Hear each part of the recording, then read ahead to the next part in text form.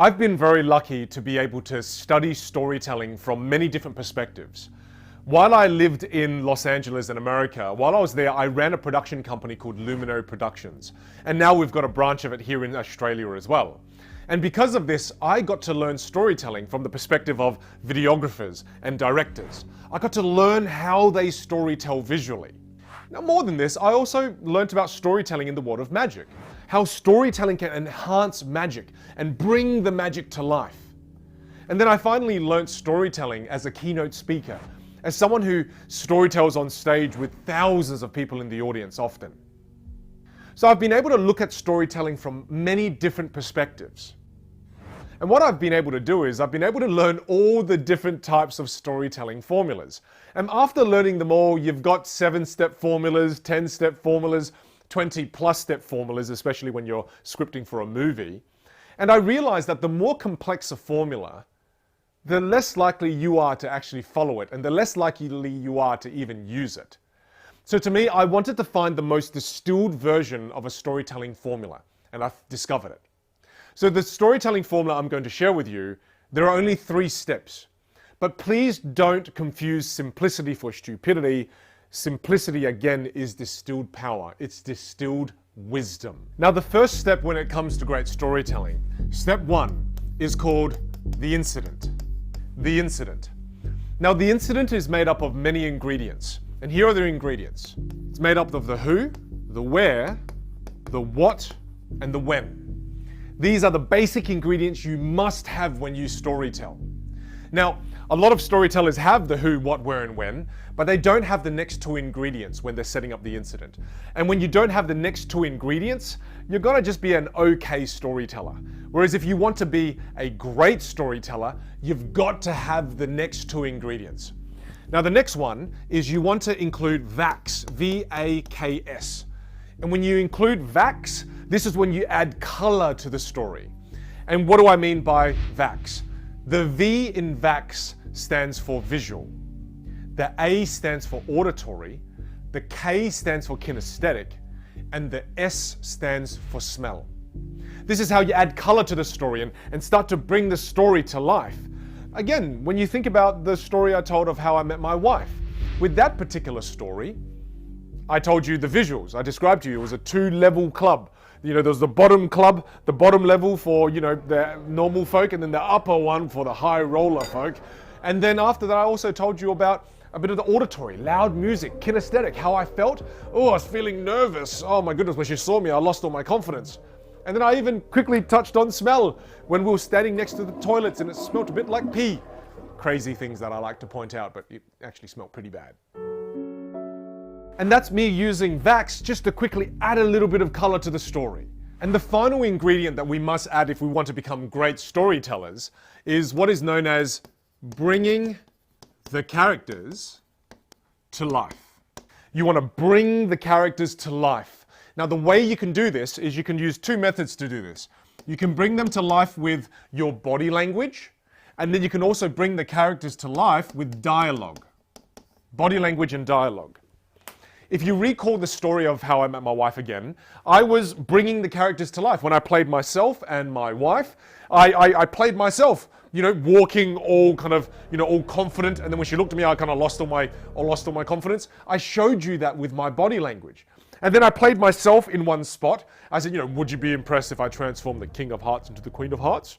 And then I played my wife. So I switched over and played my wife's character, and I brought her to life with my body language. Now, more than this, I brought in dialogue. I was able to bring myself to life by doing that cheesy voice there. Would you be impressed? I brought myself to life with dialogue in my voice. And then I did my wife's voice as well. I did the whole higher pitch voice. I went the, I'd be more impressed if you transformed yourself into a real man. As opposed to, imagine I told the story and I said, I played myself and I didn't do the nervous voice and I just said, so I said to her, would you be impressed if I transform a King of Hearts into the Queen of Hearts? You know, and then she looked at me and she said, I'd be more impressed if you transformed yourself into a real man. Like, again, it just loses its power. And when you bring the characters to life with body language and dialogue, what happens is you go from reporting a story to reliving a story. Most people, when they storytell, they just report stories. And the difference between reporting and reliving is you bringing the characters to life. That's how you relive a story. Otherwise, if I was reporting the story, all I'd say is, you know, I met my wife 10 years ago. We met at a bar called Distill. I showed her a quick magic trick. She didn't like it. So to me, I just tried to come back again to see if I could court her and see her again. And I did. And the final time I saw her, instead of showing her a magic trick, we went out for a coffee and we got married. You see, I'm still using my instrument well, but I'm not following the ingredients. I just had the who, what, where, and when, didn't have any vax, and I didn't bring the characters to life. I hope you can see the difference now, and a clear difference between how most people just report stories. If you want to become an exceptional storyteller, you want to relive them. Now, there are two problems when it comes to storytelling. Two problems. Now, problem number one is that you take too long to set up the incident. You take way too long. That's what I used to do. This was something that I was guilty of. When I first met my wife and we started going out and we started dating more, I used to storytell in a way that causes her to always go, oh my goodness, what is the point of this story? But she'd never say that, of course, because when we were dating, we were still trying to, court each other. So she dealt with it. But now that we're married, it drives her insane. And often when I storytell, before I learned this formula well, she'd often go, oh, can you just, can you get to the point? And that's the problem, is that when we take too long to set up the incident, people lose interest. And I used to get caught up in this. I used to take too much time describing exactly where I was, describing the room. And oh, by the way, that room had a really cool painting that had a playing card in it. Isn't it so weird it had a playing card in it? Why would it have a playing card in it? I wonder if it's a magic-related painting. And then I just take too long to get to the point of the story. So the first problem is that it takes too long. It takes too long. Now, the second problem is that it's too short. And this is how I know my wife and I are perfect for each other, is that I take too long to tell a story. She doesn't give me enough of the ingredients. She'll just tell me a story and then she'll just go, and that's why we're never going to that grocery store again. And I kind of go, I was listening because you always told me that I'm not listening, but I don't even know why we're not going to that grocery store because that's my favorite grocery store. And then she doesn't give me enough information. She doesn't give me enough context. So you've got to make sure that it's not too long and it's not too short. You want to make sure you've got enough of the ingredients so that you can bring the story to life, but not too much so that you end up suffocating the story. So not too much and not too little. And the ideal time that I've discovered as a keynote speaker and as someone who uses stories often at dinner and at gatherings is that the optimal time for a story is about 2 to 3 minutes. This is the optimal time for a beginner. As you're just starting out your journey as a storyteller, around 2 to 3 minutes setting up the incident, that's acceptable. That's okay. Now, if you want to see some expert storytellers, just look up some stand-up comedians. And when you look up these stand-up comedians, you'll notice that they can tell a story. They can set up the incident, bring the characters to life, add the vax, who, what, where, and when. They can do this often in 30-second bits. And it takes them a year, months, to distill their storytelling down to 30 seconds. So don't hold yourself to the same level of expectation. We can move towards shortening the story, getting it to maybe 2 minutes, closer to 2 minutes, maybe a minute.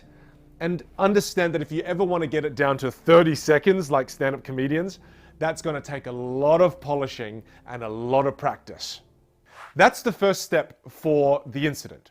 Now, the second step is, I've already kind of mentioned it, but the second step in storytelling is the point. What's the point of the story? What is the point? I mean, when you're storytelling, if you don't have a point, this is one of the things that annoys people the most, especially when you're using it in a professional context. Sometimes you might be storytelling to a friend and the whole purpose of it is just because it was entertaining.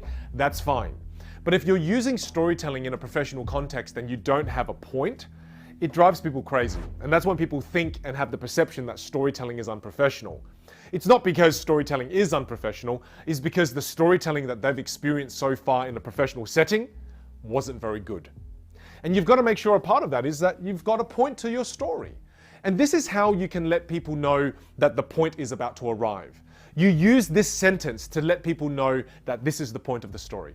This is what you say. You say the following. The reason I'm telling you this is because. This line is psychologically going to get people to pay more attention the moment you say it.